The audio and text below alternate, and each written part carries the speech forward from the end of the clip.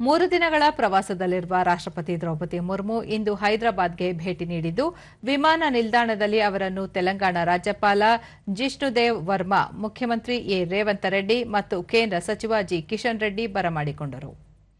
ಇಂದು ಸಂಜೆ ಅವರು ಬೊಲ್ಲಾರಾಂನಲ್ಲಿರುವ ರಾಷ್ಟ್ರಪತಿ ನಿಲಯದಲ್ಲಿ 2025ರ ಭಾರತೀಯ ಕಲಾ ಮಹೋತ್ಸವವನ್ನು ಉದ್ಘಾಟಿಸಲಿದ್ದಾರೆ.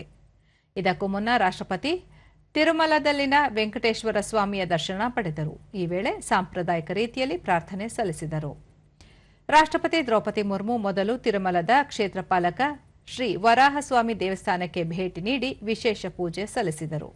ಬಳಿಕ ಅವರು ವೆಂಕಟೇಶ್ವರ ಸ್ವಾಮಿಯ ಮುಖ್ಯ ದೇವಾಲಯಕ್ಕೆ ತೆರಳಿ ದರ್ಶನ ಪಡೆದರು. ಇದಕ್ಕೂ ಮುನ್ನ ದೇವಾಲಯದ ಮಹಾದ್ವಾರದಲ್ಲಿ ರಾಷ್ಟ್ರಪತಿ ಅವರನ್ನು ಟಿಟಿಡಿ ಅಧ್ಯಕ್ಷ ಬಿಆರ್ ನಾಯ್ಡು, ಕಾರ್ಯನಿರ್ವಾಹಕ ಅಧಿಕಾರಿ ಅನಿಲ್ ಕುಮಾರ್ ಸಿಂಘಾಲ್ ಮತ್ತು ದೇವಾಲಯದ ಹಿರಿಯ ಅಧಿಕಾರಿಗಳು ಸಾಂಪ್ರದಾಯಿಕವಾಗಿ ಸ್ವಾಗತಿಸಿದರು. ಈ ವೇಳೆ ಧ್ವಜಸ್ತಂಭದಲ್ಲಿ ಪ್ರಾರ್ಥನೆ ಸಲ್ಲಿಸಿ ಬಳಿಕ ವೆಂಕಟೇಶ್ವರನ ದರ್ಶನ ಪಡೆದರು.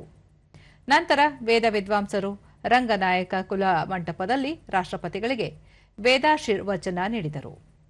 ನಾಳೆ ರಾಷ್ಟ್ರಪತಿ ಆಂಧ್ರಪ್ರದೇಶದ ಪುಟ್ಟಪರ್ತಿಯ ಪ್ರಶಾಂತಿ ನಿಲಯದಲ್ಲಿ ಶ್ರೀ ಸತ್ಯಸಾಯಿ ಬಾಬಾ ಅವರ ಶತಮಾನೋತ್ಸವದ ಸ್ಮರಣಾರ್ಥ ವಿಶೇಷ ಅಧಿವೇಶನದಲ್ಲಿ ಭಾಗವಹಿಸಲಿದ್ದಾರೆ.